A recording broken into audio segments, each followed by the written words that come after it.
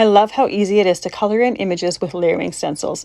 Let's compare the Craftreat Anemone stencil with the Garden Roses layering stencil set from Pinkfresh Studios. The Anemone stencil, all of the layers are on one single stencil, so you do need to mask off the different areas. I just do this with painter's tape. You could also use post-it notes. You just want to make sure that you've got any areas that you don't want to get your medium or your paste or your ink in. Here I'm using some texture paste as well as stenciling with some acrylic paint. You can use whatever you want when you're creating your images with these stencils.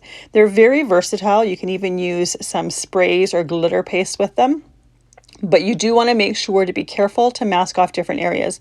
For this particular one, because I'm using a stencil brush and it's small, I don't need to be as careful as if I was using an ink blending brush and using that in a circular motion.